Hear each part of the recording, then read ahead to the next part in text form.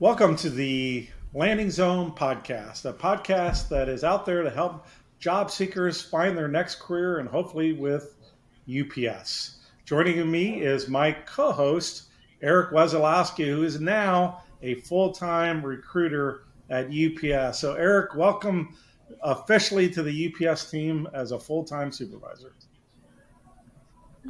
Yes, sir. Thanks for having me, Lloyd. And really looking forward to today.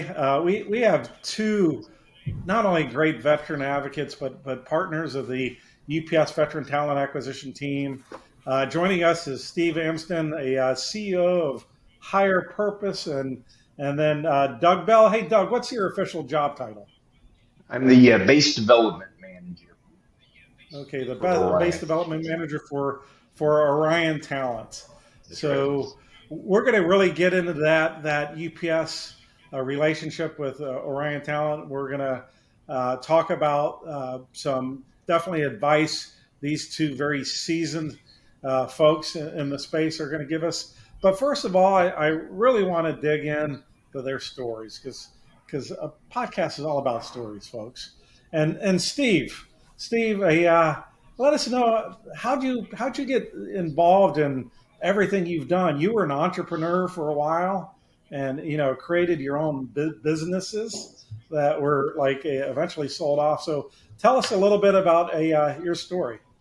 Yeah, no, thanks for allowing us to be on the podcast, and we're very proud of the partnership and excited to help vets in any way we can through this. Yeah, my story is an interesting one. I'm not a veteran. I am a gay man, and that at the time when I grew up was a struggle for me. So as I get older, I wanted to help communities that were underrepresented and needed more help. So I fell into the veteran space, and I've loved every minute of it. But that's my connection in terms of why I love it. Before I get the veteran space, I started a career site at Dow Jones and sold that to Dice. So that was kind of my entree into media, and then I started Higher Purpose as a news and content site called Task and Purpose. We got that up to about 5 million veterans, became the number one content play, changed policies. It was incredible. And I believe, just like through this podcast, that stories change lives, right?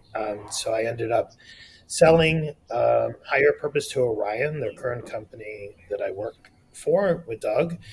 And we have a great, important mission. We are out at about 50 base events a year, and trying to be the best source for veterans exiting out and providing world-class service. So very fortunate to do what I do every day and have great partners like you guys.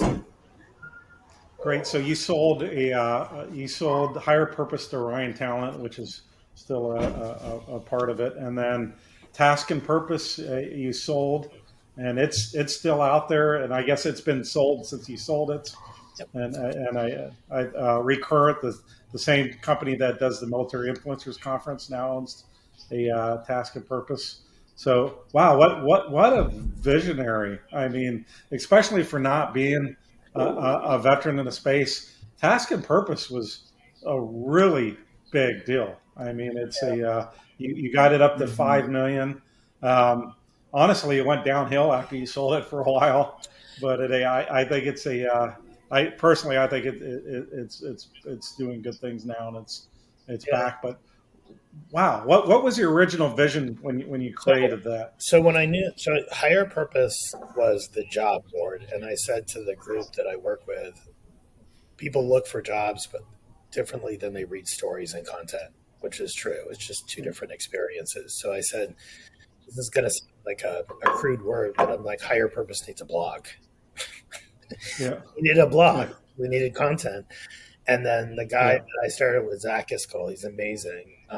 He's like, there's something here. So what we did, which no one else did, is we just kept assembling incredible writers and contributors. And we ended up having hundreds of thought leaders in the space, and I would say within 6 months became the number one site. And I think it was a moment in time because the veterans really wanted authentic stories that represented them generation. And we had President Obama on there, President Bush when he left. We actually broke news stories, changing policies in the military. So to me, whatever I do with Orion, a big part of what we have to do is tell stories. And that has to be a big part of what we're doing because everyone has a story that is challenging. It's how do we share that and help other people learn it? That makes sense. Yeah, storytelling. Interesting enough, you guys know I'm a presidential scholar at the Bush Institute for the Veteran Leadership Program. So just got finished with Module 2, a full day with storytelling. And improving communication and telling stories. So storytelling is absolutely must. So Steve, you live in Chicago. What do you and your husband like to do for fun? We don't live in Chicago, but we like Chicago. It's okay. We're in Boston. That's right, Boston. All right. I knew it was Boston. No worry.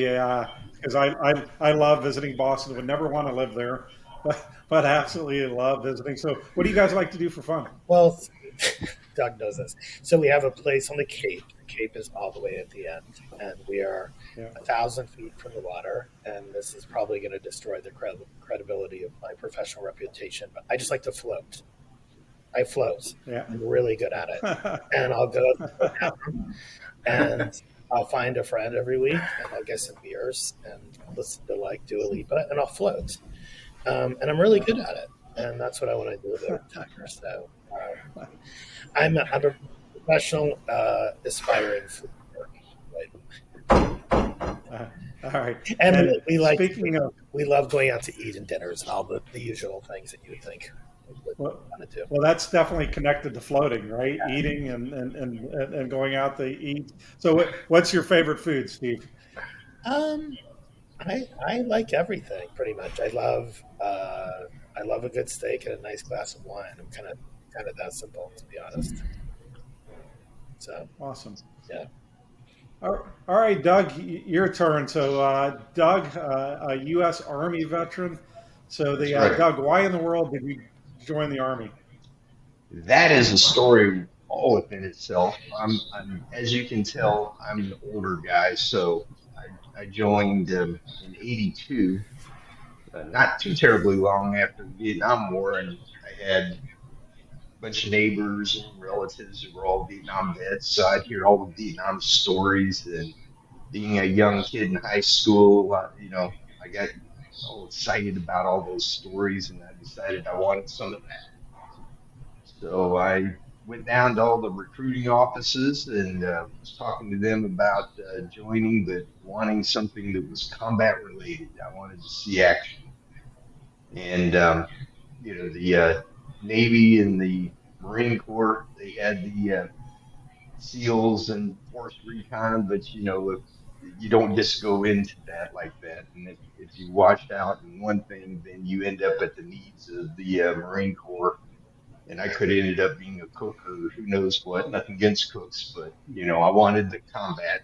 And so then I went into the Army recruiting office. They showed me this CD about cavalry scouts and showed them on, back then they haven't had that for a long time, but they had them on dune buggies. They showed them aerial scouts and on motorcycles and doing all this stuff. And I'm like, that's cool. That's what I want. And so I enlisted as a scout right out of high school. And I got to do everything but the dune buggies. I did get to do the aerial scout. I got to be a motorcycle scout for a while and got to go to combat. I went to Iraq. And that was how I finished up my 24-year career. Got to go to Iraq during the initial invasion in '03. Didn't get to meet Bush, but for one of the engagements that I was in over there, I had Bush was in Baghdad at the time, I guess, and we had this engagement. And I next thing I know is about 2 days later, after the engagement was over, the battalion commander called a battalion formation, and they presented me and my two scouts for our engagement these coins for Bush that he had sent up from Baghdad to us. So that was pretty cool. Very cool. Yeah. So yeah, I got a coin from him too. I bought it at the Bush Library.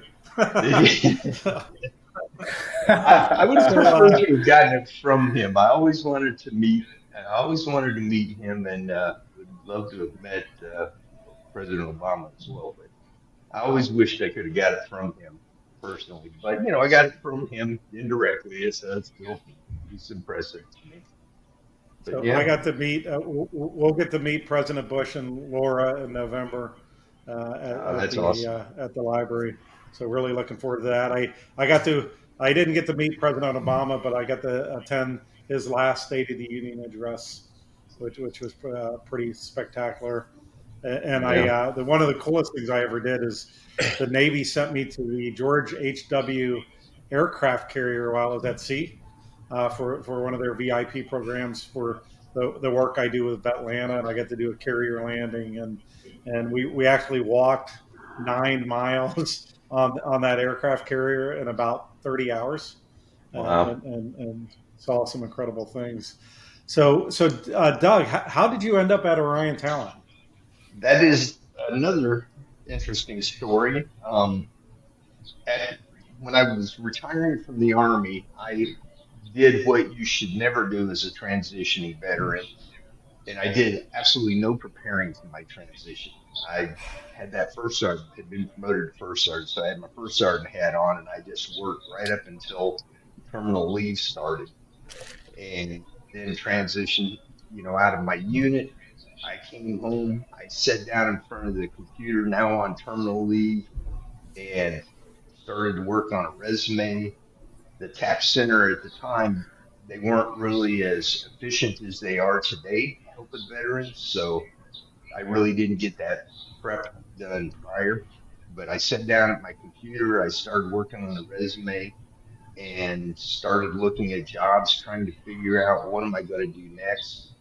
And then fortunately for me, my old XO called me up and he's like, Top, what are you doing? And I'm literally sitting in front of my computer, and I told him I'm sitting in front of a computer trying to figure out what the hell am I going to do next. And he told me about Orion. I'd never heard of Orion at the time. Orion had just gotten him a job up in Dallas, and he told me about Orion and said, "You got to check these guys out. They can help you out." And then I went online, looked them up, and was starting to create a profile for myself, but I prefer to talk.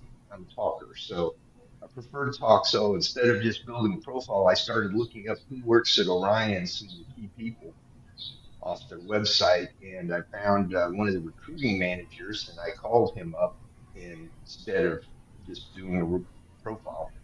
And turned out they were looking for a recruiter, somebody in this area where I'm at near Fort Hood, and he interviewed me. And 2 weeks later, I went to work for Orion, and that was going on 20 years ago now. So I started off as a recruiter at Orion, 20, going on to short of 20 years now, and I've been here ever since. And that was the perfect transition for me personally because, I loved the military. I loved what I did, taking care of the troops, and it's something to this day, I miss being with the troops. But at the same time, I found something that I love doing because I get to help them out on the flip side of that with their transition and doing things that I learned the hard way you don't do. I learned help them transition through that so that they don't make my mistake and they are prepared and they transition out and are successful and able to get into opportunities that some of us like myself would have never thought that they could do because we fit Yeah. into so many different roles, so that's how I got into Orion. Yep. So Doug, my when I was writing my resume when I was retiring, I went and bought some software at Walmart and thought I created an amazing resume. So I went into the Airman and Family Readiness Center and handed it over to the TAP officer. And you guys are going to laugh. The resume was 9 pages long, and he looked at me. He goes, he was like, shirt, No, like no, throw that software away. So he created a great resume for me. I ended Yeah. up finding the job at UPS on my own, but I for a while I was working with Bradley Morrison. They're no longer around, but their credit, uh, I got 5 job offers through their relationship, but it Yeah. was in a great position that I was able to select. I'm going to let Eric cover some specifics about um, how we team up together, UPS and Orion. But I want to talk a little bit about how we kind of found each other and refound each other. So and Steve and I had the opportunity to meet. Wow, it was probably 7, 8 years ago. I'm not sure, Steve. Yep. Vetlanta was doing a mega summit at Mercedes-Benz Stadium, and it was our biggest and best summit I think to date. We had 1,500 people in the crowd. The governor was the keynote speaker, and then I put this insane schedule together with all these pre-meetings, and I think we met at the CNN Center if I remember right, and uh, meeting started at 9 in the morning. The actual summit started at like 4 and went to 9 in the evening, and it was truly an exhausting day, but one of my most memorable days. And then I had this great coffee meeting with Steve. Steve flew down from Boston, and a and we don't have a lot in common, Steve and I, except that we love helping veterans, and we bonded on that, and had a great chat. And through the years, we found out we actually have more in common because I like steak too. So and then didn't think I was not working in the veteran space at the time. I was a director working global government operations, and thought, wow, it was great meeting this guy. We had a great hour-long conversation, but it's over. And then I ended up getting this new role leading strategy for veteran talent acquisition just about 2.5 years ago, and wow, I through my leadership at UPS, we reconnected to Orion, and then guess who is working at Orion? It's my new buddy Steve. And Steve, you want to just talk a little bit about that engagement and like reconnecting?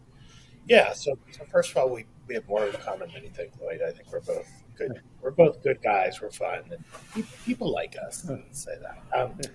Yeah. Very So good. no, it was kind of fate how it came about. I have a lot of respect for Lloyd as a person and for what he's done, and I knew when you started that job, you wanted to build something of importance and value versus you wanted to truly make a difference in the space.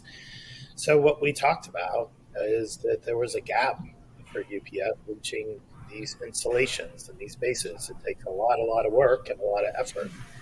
And Orion has built relationships with these transition offices for about 30 years, so we know them in and out. So the idea or concept we had together really was, could we build something where our two brands come together as partners, true partners, and we represent UPS at all of these bases almost as a co-brand and create a great candidate experience, better that doesn't exist out there. And it's been wonderful. It's really blossomed, and we have a big year ahead of us. And to me, it was great because it was a true partnership. Lloyd and I were when we started, we didn't quite know what we were doing, and slowly built infrastructure around it.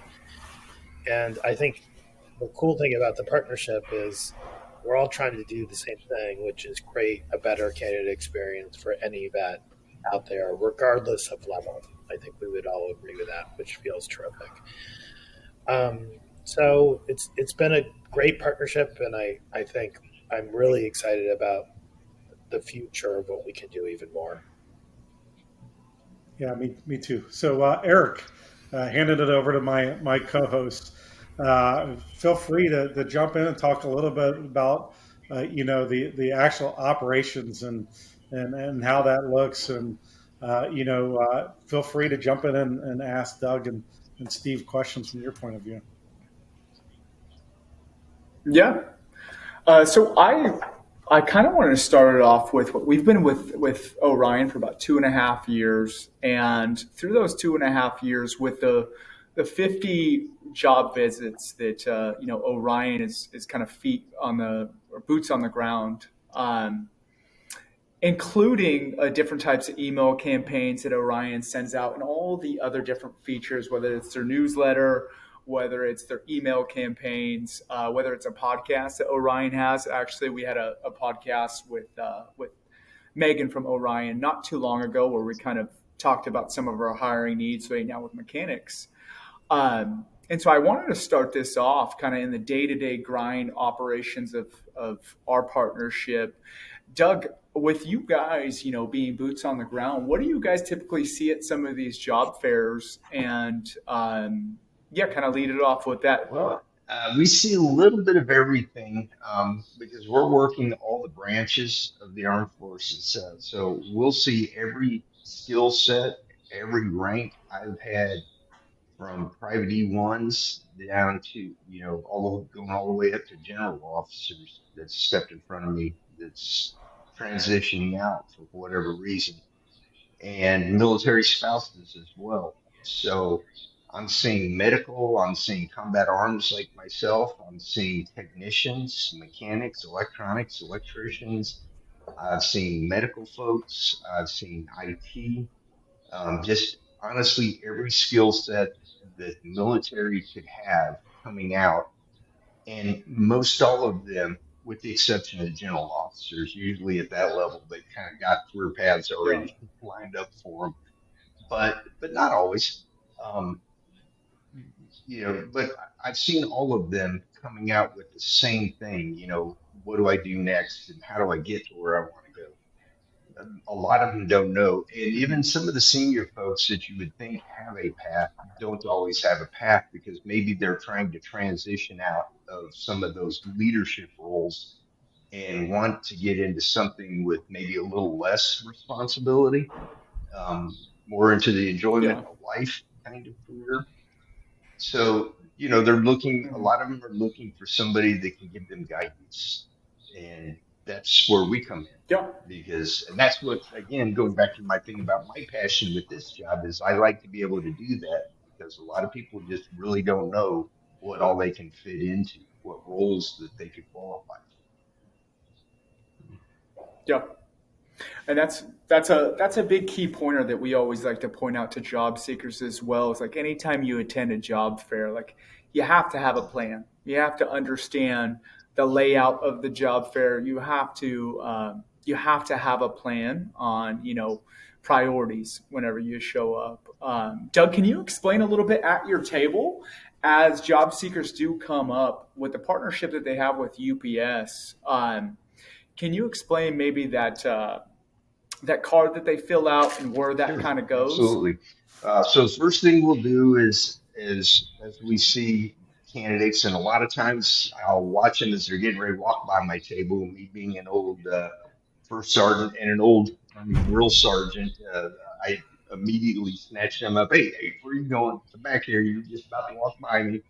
And then I'll start to talk to them and find out what their background is. And, you know, then I'll start talking to them about UPS and where they could potentially fit into UPS, what you guys do, what you're about, and get their interest. And then I'll have them fill out the card, and then we take that data back and we'll transfer it over to you guys so that it goes through the funnel straight to UPS.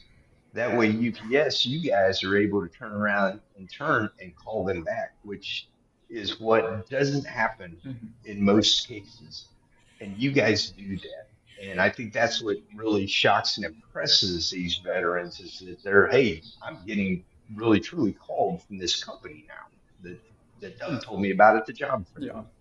And that excites Yeah. these guys that they're really hearing that there's a process there that's actually working and they're hearing from the companies because that's usually not the case. A lot of times it's just, Yeah. a black hole that they hear from. Yeah. Yeah. Hey, It's Eric, Yep. I want to And I want to expand on something you said about having a plan. at a job fair, and I definitely want to hear some words of wisdom from you on what that plan is, and then from Doug. But I want to offer some advice first. So when you go to a job fair, definitely get there when it first opens. That's absolutely the best time to get there. But the common mistake people make is they start from the front. So here's some advice. Do your homework. Find out who's going to be in the job fair. Target those people you want to work for very first. For if somebody's on your target list, go to them first. So set up a plan. Then start from the very back and work your way forward. What we often see, Eric and I went to this like crazy pilot hiring conference, and I think there was something like 1,200 pilots that were there at the very beginning, and everybody queued up in the front, and then there was a super long line in front, and all of us in the midsection of the back just sat talking to nobody for an hour. So absolutely do that. More timing. Definitely take some breaks during the day, and then stay. If it's a 1-day job fair, stay around to the very end and talk to people at the end, because usually it empties it out on the end. If it's a multiple day job fair, don't stay to the end. Don't go to the end, because recruiters are blasting out early a lot of times if it's a multiple day job fair. So don't have somebody on your target list and think they're going to be there during the last hour, because they're probably off for the next job fair. So Eric, advice on a job fair, a plan on a job fair? Yeah. I'll kind of tailor off of what you said. A few trends that I've seen when we were at the last job fair in, I want to say it was Fort Worth. Correct. Yeah, I want to believe it's Fort Worth, where we were there for the pilots convention. I seen a lot of very professional military servicemen and women come up, and they didn't have a LinkedIn page. That LinkedIn page is very powerful. It's a networking tool. It's a very, very powerful tool. So I would say definitely ensure that your LinkedIn is up to date. You have a full profile, professional picture. Everything's in sync with that. And then also too, make sure that resume is up to date. If you're doing your homework before you're showing up, you're also taking a look at the open roles that these companies are having. So you could build targeted resumes off of that actual job as well before you show up. Have a master resume as well. So that's always a big plan. Those are the two kind of plans that I would like to add in there. Doug, I do actually. One, you should talk to everybody, because a lot of people a big mistake that I see from the veterans is that they already try to pigeonhole themselves into what they think they're a fit for and not a fit for. And they miss out on opportunities because of thinking what and it's what you don't know that you can fit into that you're missing out on. The one thing about veterans is, what I tell them is, we're like sponges. We are trained to be trained. That's all. I don't care what branch we come from. We're constantly training. So the learning curve to teach us is much shorter than most people. And a lot of companies will interview and hire veterans and have training programs to bring them in and teach them the roles they need them to be able to do. So you may fit into a role or an opportunity with a company that you would have never dreamed of. Go and talk to those managers, because the branches all bring with them certain qualities, aspects that all companies like, that leadership, that dedication, commitment, professionalism, all those core qualities that we learn in the military, regardless of what we do. So talk to all the managers. The other thing is, if you're filling out date cards, make sure that you take your time and fill it out legibly. Because I could not tell you how many cards I get where I go back and I'm looking at it and I'm like, oh my God, what does this say? So that's funny. Yeah, Doug. So great advice. I had a friend that worked at McKesson before they split, and in talent acquisition, in which she would go to job fairs and people would skip over her table all the time. They didn't know who McKesson was. McKesson was a Fortune 20 company at the time. Yeah. And so I think you talked to everybody. You included some great things not to do. When Eric and I were at this job fair for the pilots, we saw the strangest thing. We had probably 4 or 5 pilots. Their spouses came and were their spokespeople, and at the table, and they were doing all the talking, and it was just weird. I mean, completely odd. And I've done a lot of job fairs, and I had never seen that before. So don't do that. Have you? Yeah, don't do that. Yeah. Steve, what about you? Any thoughts on this? Yeah, a couple of things. I tied to what Eric said. I would say not only have a good LinkedIn and have someone help you with that LinkedIn. There are groups that we can talk about, like Forblock. We should probably talk about, like, that are resources. But also, these people have a second addict. So try to build a relationship. Say, can I send you a LinkedIn note? Can I spend some time with you? And have an objective from that job fair to connect with 10 or 15 folks and companies that you desire, that you can set up meetings. Use it as a way to, almost like sales, because getting a job is sales, about activity and pipeline. Try to get, I don't know if you agree with this, Eric, but try to get 5 or 10 meetings from that job fair and build relationships with the folks. Usually at these job fairs, people do care, but you have to kind of get a relationship outside of that event. So that'd be one thing. And then I'll just repeat, I'll give a good example with UPS. I think, and tell me if I'm off on this, Lloyd and Eric, but people think of you guys as trucks, just the trucks driving around. And there's a lot of other jobs besides that. So be open that a certain company is not what you perceive it is, and that really ask a lot of questions, that maybe your skills do align with that, and be very direct with a company representative because companies are filled up of a whole bunch of different talent pools. So don't go in with a preconceived notion about a company. Really try to get to how you can fit into that brand, if that makes sense. And then the last one is, this may tie into it, but there are organizations, and I don't want to throw it off, Lloyd, but like Forblock, that can help you with these things as well. So make sure, like, there's an ecosphere of groups that are here to help you prepare for all of this, if that makes sense. So leverage all those resources as you go to those events. Great advice. I'm going to hit on to and let Eric expand. So the first one is, we have more career fields in each branch of service. We have pharmacists. We have 500,000 employees that work for us. We have 200 and almost 80 aircraft. So there's a lot of different opportunities at UPS. And then absolutely, when I retired in 2007, there was not that much external help out there. And now there's some amazing nonprofits that do so good. So we have some great partners. In addition to Orion Talent, we Hire Heroes USA. If you need a resume, their format is brilliant. They'll write your resume for you, both civilian and if you want a federal resume. Forblock.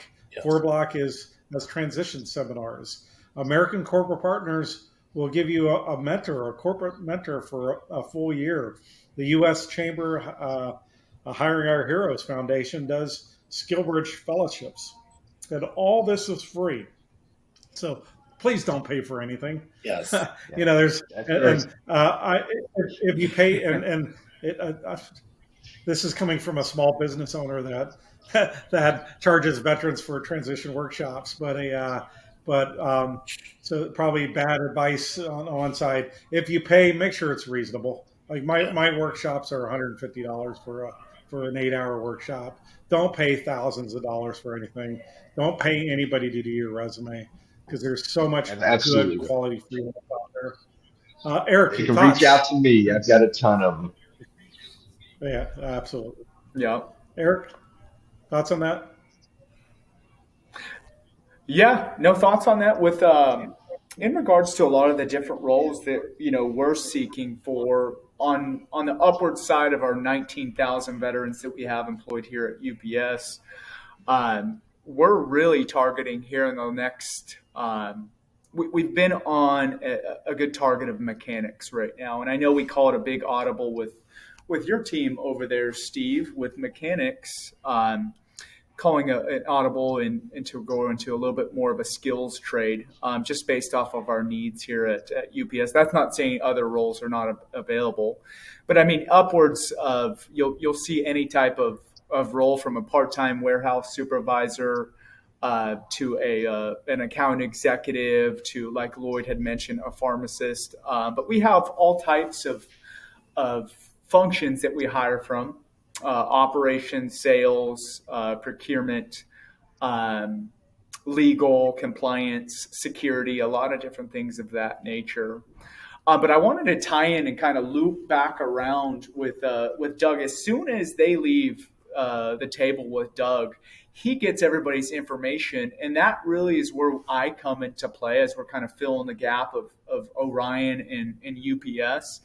That's where I come into play. So about 72 hours from those job fairs, I will typically reach out via email, just introducing a lot of the things that we're talking about on this podcast. I'm going to send over some resources that help you with your resume. That's going to be Hire Heroes.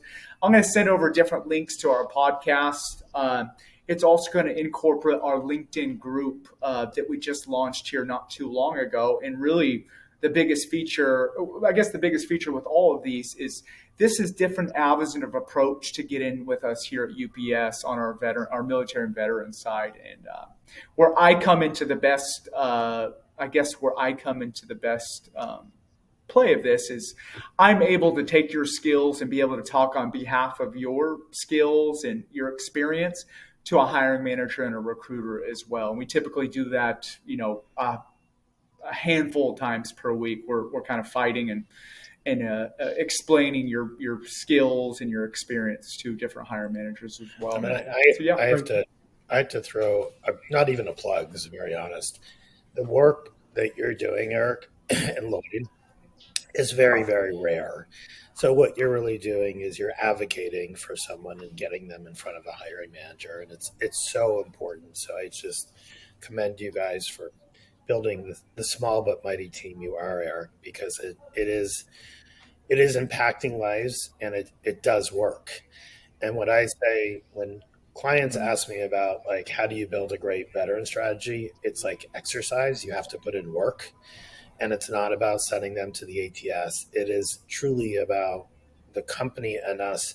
The more work and effort you put in through the steps, the more hires you're going to make. And that's a perfect example of you're really there as almost an advocate for them to get them to the right person and make sure they're dispositioned. And while that seems simple, it is very, very important. So I commend you for that work, and hope we do more. yeah. And I'd like to chime in Thanks, too, Steve. Eric. If you have candidates that need help, you feel free to send them my way too, because I also can help them out with the resumes. I do Yeah. interview prep with candidates to help prep them for it. So you send them to me, and I'll get them set up for you. Awesome. Okay. Hey, that 40 minutes just flew by. So Yes. we're going to have to do this again in the near future. So wonderful podcast. I think this is a great relationship. I think we are changing the stars for some veterans, and I absolutely love that. I love to work with passionate people in the space, and I got three super passionate people here in front of me. So I'm going to end this podcast like I end all my podcasts. Um, Thank you, gentlemen, for what you do, and to the crowd out there, consider UPS for your next career. And in the meantime, be safe, be kind, and be remarkable. Like it. Thank you, Lloyd.